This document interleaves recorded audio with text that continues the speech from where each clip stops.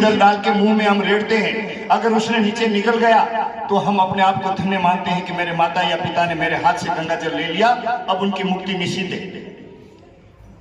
अग्नि संस्कार के बाद उनकी 4 हड्डियों को एकत्रित करके मटकी में रख के गंगा जी में विसर्जित करने जाते हैं और अपने आप को धन्य मानते हैं कि हमने माता पिता का अस्थि विसर्जन गंगा जी में किया। बहुत अच्छी बात है, क्योंकि गंगा जी अति पवित्र है। उनका प्राकट्य भी मुक्ति के लिए ही हुआ था। राजा सगर के 60,000 नालायक पुत्र, नालायक शब्द इसलिए कह रहा हूं कि वो भगवान कपिल को उंगली करने गए थे और भस्मीभूत हो गए, राख के ढेर हो गए। और जब पता चला कि अगर गंगा जी स्वर्ग से आएगी तो इन सब की मुक्ति हो जाएगी। कथा हम जानते हैं, कथा पे नहीं जाएंगे।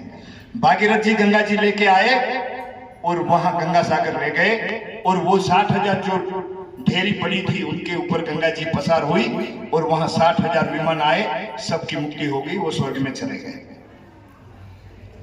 वही गंगा जी आज भी वही है जिसमें आप लोग स्नान करने गए थे। गंगा जी में कोई बदलाव नहीं आया है। उनकी पवित्रता में, उनके पावर में कोई कमी नहीं आई है। वही गंगा जी है। अगर हमने मान लिया कि ये भगवती गंगा है तो आपका पाप धुलेगा। आपने मान लिया कि ये नदी है तो स्नान करने का पुण्य मिलेगा। यहां भगवती आई माता बैठी है। धातु की है कि पत्थर की है?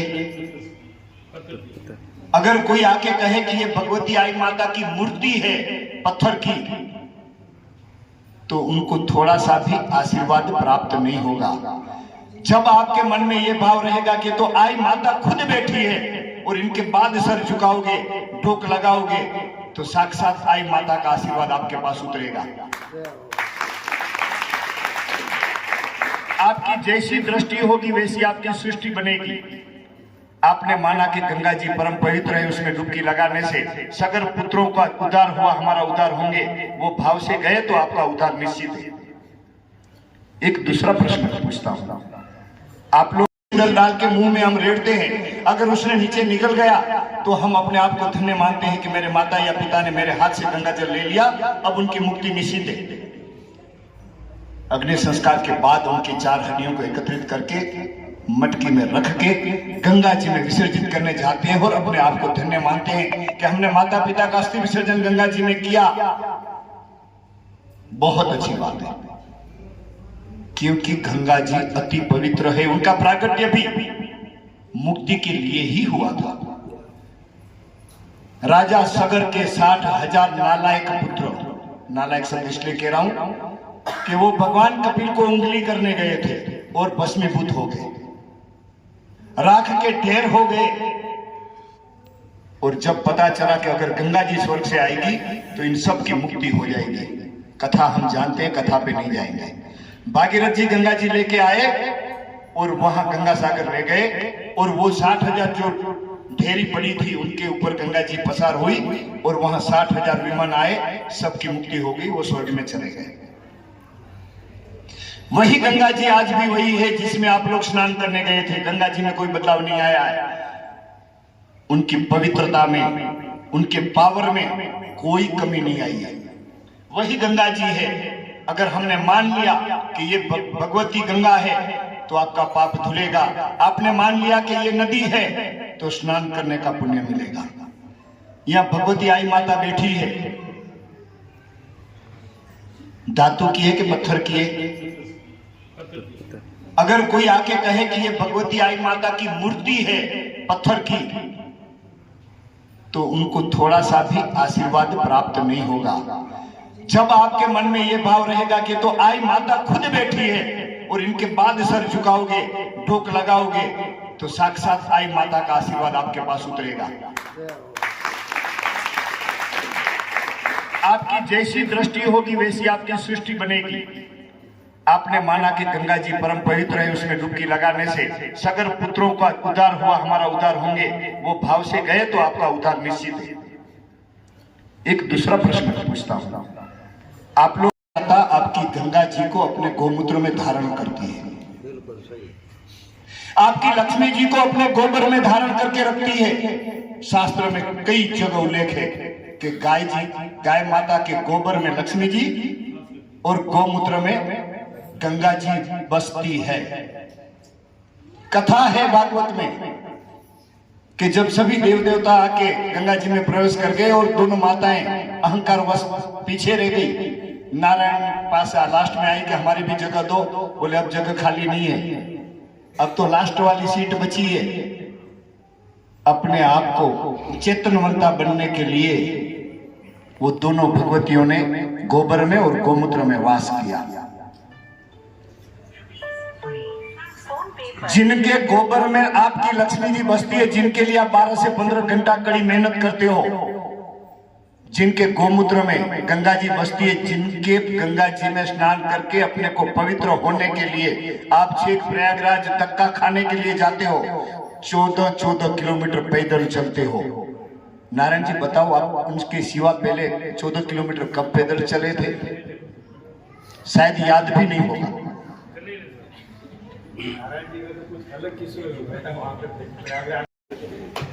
क्या करोगे? कोई कह दे किसने क्या प्रयत्न किया गाय को बचाने के लिए। लक्ष्मी जी जिनके गोबर में है, वो लक्ष्मी जी के लिए 13 घंटा है, मगर वो परम पवित्र भगवती गाय माता के लिए हमने कितने घंटे दिए। इसलिए कह रहा हूं कि आप उनको पशु मानते हो, कहने के लिए मां है। जिस दिन विधि आती है उस दिन खोजते हो। भावनाओं को बदलो। जैसे भगवती आई माता को आप मूर्ति मान लिया तो वहां से आशीर्वाद नहीं निकलेगा, ठीक वैसे आपको अगर पशु मान लिया आशीर्वाद नहीं निकलेगा। दृष्टि को बदलो।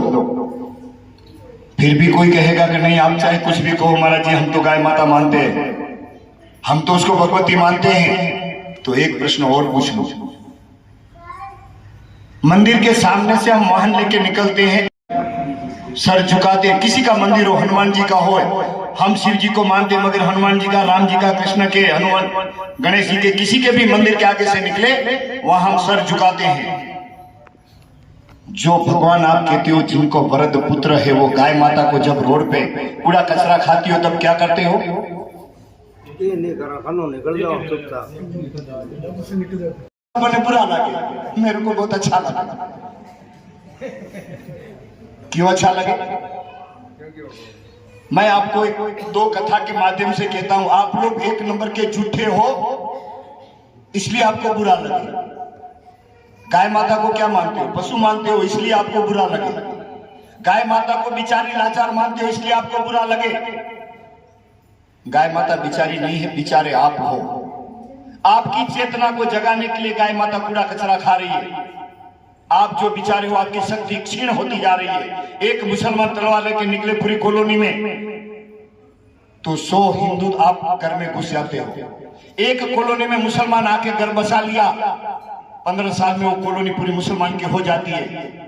आप नपुंसक हो चुके हो, इसलिए आपको बुरा लगता है। चेतना मर गई है। भगवती को आपकी दृष्टि पशु की हो गई है, पशु की दृष्टि है आपके पास, इसलिए आपको बुरा लगता है। मैं आपको शास्त्र की कथा कहता हूं महाराज जी। भगवान कृष्ण ने गोवर्धन लीला की। भागवत में स्पष्ट लिखा है कि गोवर्धन लीला की। लीला शब्द प्रयोग किया गया है। वहां टचली उंगली से उठाते हैं उनको, पैर टेढ़ा करते हैं, एक हाथ में बंसी लेते हैं और सुर खोल देते हैं, और सब ग्वाल बाल को कहते हैं कि लाठी भराओ, इसको टेका दो। सब ग्वाल बाल लाठी का वहां सहारा देते हैं। क्या 21 किलोमीटर लंबा गोवर्धन लाठी के सहारे खड़ा रहा था क्या? आप लोगों की जो भावना यही कहती है कि वो लाठी के सहारे खड़ा रहा था। वो लीला थी। परमात्मा नर रूप में थे तो नर लीला कर रहे थे कि मेरी अकेले की बस की बात नहीं है, आप मेरे को सहयोग दो, लाठी का सहारा दो, और सब लोगों ने दिया। दूसरी कथा, भगवती सीता का जब अपहरण हो गया, भगवान श्री राम वहां विलाप करते हैं, रोते हैं, कलपते हैं। और जाके पशु पक्षी सबको पूछते हैं कि मेरी सीता देखी? जनक नंदिनी को किसी ने देखा क्या? अरे पेड़ पौधों को पूछते हैं, लताओं को पूछते हैं। वहां गोस्वामी तुलसी जिसमें हाथी हो, रथ हो, घोड़े हो और पैदल भी सैनिक हो, उसको चतुरंगी सेना कहते हैं। रिटर्न आ रहे थे, बीच में वशिष्ठ जी का आश्रम आया, कुटियाएं आई, तो थोड़ा विश्राम के लिए वहां सेना को ठहराया गया। जैसे ही आया वहां गया, नंदिनी को कहा गया, कामधेनु को, कि भाई इन लोगों की व्यवस्था कर दो। लाखों की संख्या में सेना थी उनकी, बहुत अच्छे से वहां आगता स्वागता हो गई। राजा विश्वामित्र को आश्चर्य हुआ कि जंगल में ये साधु के पास झोपड़ी लेके बैठे और पूरी सेना को जिमाने का, इतनी व्यवस्था करने का कहां से आया? सेनापति को पूछा, प्रधान को पूछा, तो उसने बताया कि ये तो नंदिनी गाय का प्रताप है।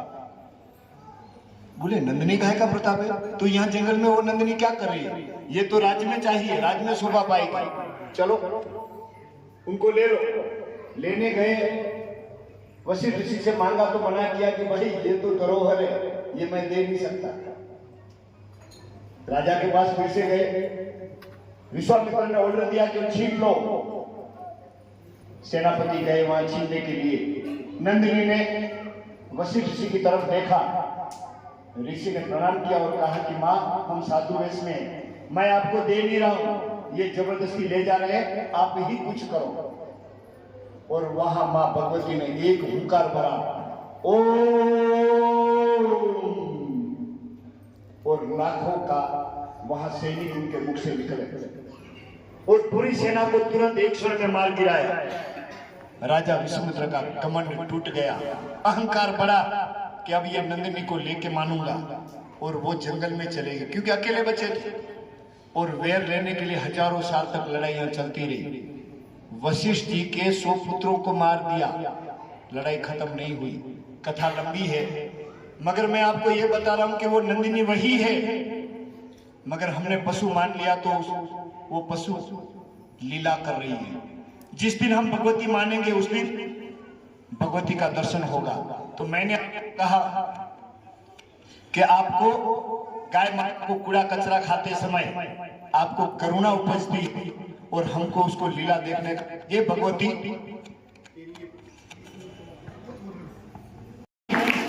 वो गाय माता का हमारे ऊपर दूध का कर्ज है, वो कर्ज चुकाना है और पाप से मुक्त होना है।